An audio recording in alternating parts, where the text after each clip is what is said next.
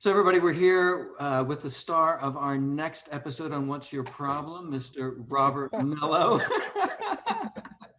How are you, Rob? You look fantastic. Thank you. I don't know why I started yelling, but thank you. I'll try to talk normal. Um, Well, that'd be a first. yes, it will be.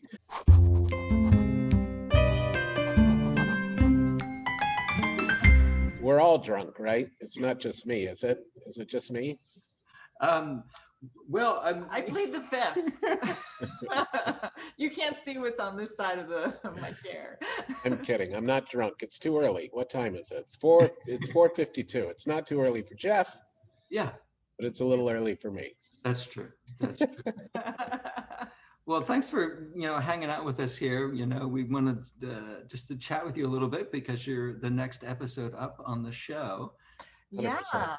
And well, your character believes in some pretty far out conspiracy theories.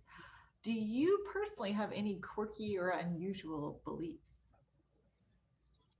Wow. Well, I definitely think the election was stolen. I'm kidding. I'm so Yeah, kidding. Steve. I'm being topical. I'm trying to be topical, but for today, not 6 months from now, when this is on the air. Do I have any quirky beliefs? I probably don't. I'm so anti-conspiracy theory, show me evidence, or else I'm not interested. So I don't think I really do. Some would argue that my belief that eating just red meat is good for you is quirky, but I can back it up with science. Well, there you go. So can my cardiologist. Thank Thank you. That's an Atkins thing, right? Is that what the? And that's more carnivore. Carnivore is when you're just pure meat animal products. What about cheese? That's an animal product. That's an animal product, so you're good to go. There you go. Nice. I'm going to go between direct address to the camera and then looking at you guys. I know it's always hard to know where to look on these things. Right. Sure. Yeah. So Well, that's probably quirky Yeah. And without and getting- terribly uninteresting. That's so not I true. know you guys wanted something exciting, but I'm like, oh. Did that make it harder or more fun or less fun to do a character that is actually a conspiracy theorist? No, because I think I thought extensively about this character for 4-5 minutes before we started. Because I often let my improv background run things when it's a short comedy thing where my part is, it's not a weekly thing, right? I'm just dropping in to do the funnies and play a character. I often really rely upon like my improv background.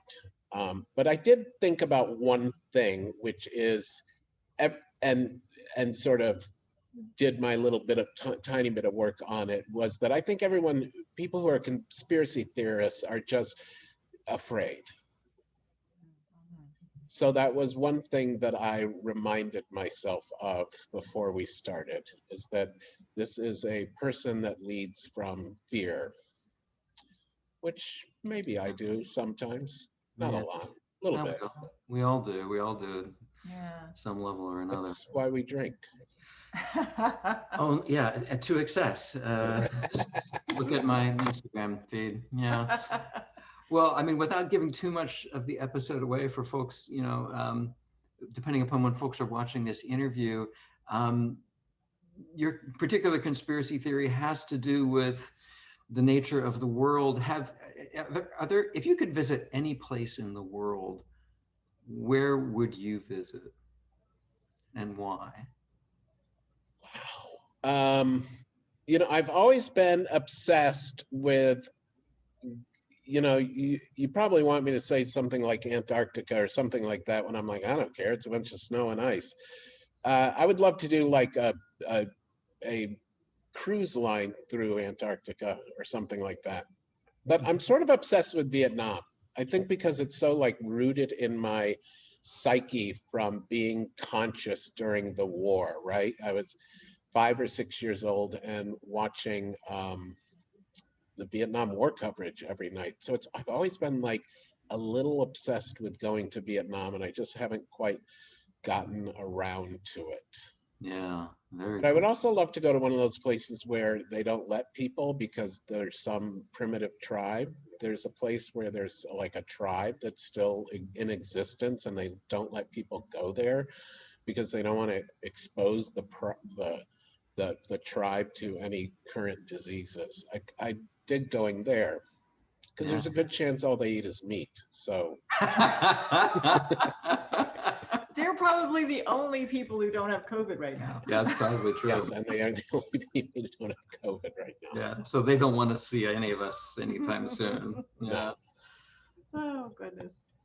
Well, are you at your acting studio? Because I'm you're at my acting studio, which is kind of a mess because, we don't have people here. So we do all the classes online. So it's really just a fancy clubhouse right now oh. Well, I was where gonna ask my you. pod meets once or twice a week to watch a movie on the big screen. Oh, Oh, To I use like the that. projector. That's awesome. nice, Oh, nice. I roll up the rolling door, I turn on the fan, and we watch something. Nice. oh, that's really cool. I like Nice. that. What was the last thing you watched? Well, last night we watched WandaVision, which Nice. I didn't get. I suspect maybe in the next episode or two I'll get it. And then we watched Isle of Dogs. Oh yeah, I love Wes dogs. Anderson. Yeah. Yeah, Wes Anderson. Love Wes Anderson. And I love those. I love his movies. Oh yeah, I love Moonrise Kingdom. That's one of my favorites. Oh, yes. Yes, and the hotel one, whatever that one's called. Grand Budapest, wonderful. That's yeah. a great Yes. Yeah. Yeah. one. So that's pretty much my life now, is sitting in this empty studio, teaching on Zoom and drinking and red meat. And A lot of red meat. well, Some butter. so you do get the dairy in there. So you've got two of the four. You can have the dairy, yes. Yeah. yeah, There's see, two food groups for me: cream cheese and red meat. Those are the cream two. cheese, a very specific cheese. Philadelphia brand. Nice. Nice. Well, then I just have to ask you, which do you enjoy more, acting or teaching acting? Teaching, generally. And I don't know. It's a flip. I don't have. My acting needs get satiated. I'm at the point in my life where I'm happy just to act. So I am pretty satiated. This is going to sound weird, but I haven't booked in a while. I've gotten close, but I haven't booked in a while. And I actually think this would be great if more actors were lucky this way that I am lucky. I sort of get my acting fix auditioning and doing a play once in a while. And so, yeah, I would love to book. But as far as if we're just talking sort of pure, like I get to do both. I get to do these two things that I love a lot. But teaching, it's a really tricky question. And I think other teachers understand this, that at some point you have this, Tim Phillips, who's a great teacher, and I had this conversation once where it's like, you have this realization that this is how you can contribute the very most to the art of acting is by teaching. And you have this moment where you go, oh, this is really my calling. Even though I'm not sure I believe in callings. That's about as woo-woo as I get. But if you, that becomes sort of your calling to the acting world, which doesn't mean I don't love acting. I still love it. But I do. I get excited and have fun auditioning. And I've really carved out my auditioning so that I can have fun. It used to be this thing I had to do. And now I got to turn this in and I got to find someone to tape me. And luckily, especially in the last year and a half or so, I've sort of carved out a group of people, a small group of people who are also in my pod, that we can tape each other and we can almost always make it work. And we have sort of an agreement that we're going to take our time. Nice. Enjoy acting. Nice. Oh, that's wonderful. Even if it's 3 lines, that we're not going to necessarily rush the other person. I'm not going to fit it in between classes unless I have 2 hours, or So I've really tried to embrace. It's a little something that a guy named Michael Kostroff teaches, and he has a great book called Audition Psych, and I think he has some videos now. But he says that auditioning is your job. That's your job. And the reality is you probably won't book it. That's just the numbers. So you might as well have fun. That really, really stuck with me when I took his workshop a few years ago. So I've tried really hard to sort of push my auditioning that way. That's awesome. Yeah. That's awesome. I heard an interview once with Bryan Cranston, and he said that, you know, early on in his career, he was so desperate to, you know, get the part and do whatever he thought in his head the casting directors wanted to see. But the moment when he sort of let go of that and just said, this is my opportunity to act, this is how I would do the part, and he started, you know, his career started going off, taking off. I'm waiting for the career part. Aren't we all? Look, I don't mean to, I was telling my class this, and I'm not saying this, but Bryan Cranston's so right. And I sort of booked out last January or February. I kind of booked out. I said, like, I don't want to audition. I'm going to take a break. And then COVID hit. So there was kind of a natural break in there for a long time. So my beautiful agents would still send me things, and they would either like, well, they really want to see you or something, or this would be great for you. So I auditioned for these 4 roles, I think, in the last year. And I'm not bragging. I think all of them went forward. Maybe one didn't, but all of them went forward. And I really think it's because how I'm approaching auditioning now, and because I'm literally going, this is how I want to do it. I hope it's what you like. That's awesome. And they've all moved forward generally, maybe not one. So like, I think there's something to that. And I think Bryan Cranston's so right. That's awesome. This isn't making people want to watch my episode. but no, but it's fascinating. It's fascinating. Look, so we'll ask one more question about the episode. But that's why, look, this is why I did your thing, because I was like, well, this is really fun. I don't have to spend 5 days. I don't have to worry about anything but showing up and having fun. And I think if it is halfway decent, it's because that's like my approach to acting now. Yeah. See what I did there? I tried to pull it back to the episode. That was so brilliant. See, that's why you get paid the big money, or in this particular episode, no money. Yes. This is why you earn lunch. That is big money. Nothing is big money now. Right.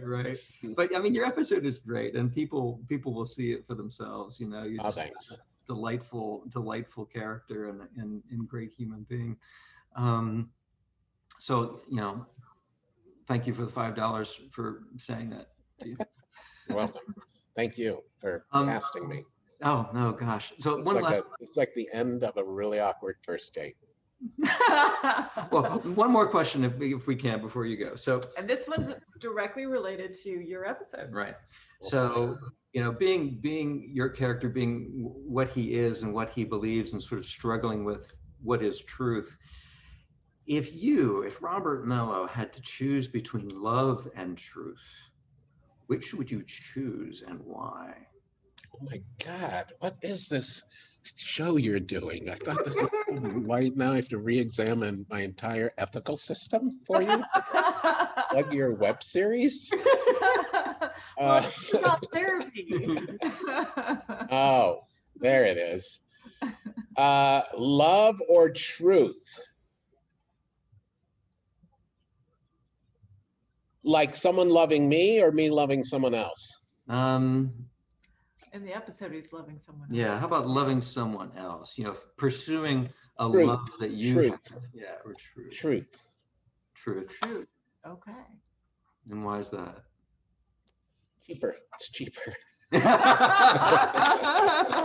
All right, ladies and gentlemen. And see. Love is expensive. I'm losing money on this COVID. No, why? I think, I don't know. I think I'm at a place in my life where, and you know, you get more okay with being alone if you have to. So I'd rather know the truth. And I'm in a wonderful relationship, but I don't. So I consider myself very lucky, but we don't. Yeah, I just think if I had to choose between those two terrible things to choose between, I would probably go with truth.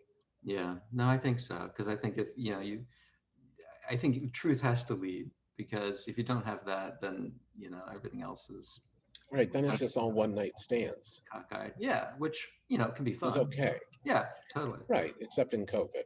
The masks, Yeah. so awkward. Can't Yeah. do anything. So awkward. Well, thank you so much for talking with us. Oh my God, it was a blast. I Uh, thank you. Thank you. Yay. Great to All right. see you. And everybody watch Rob's episode. Yes. Yeah, watch my episode. Awesome.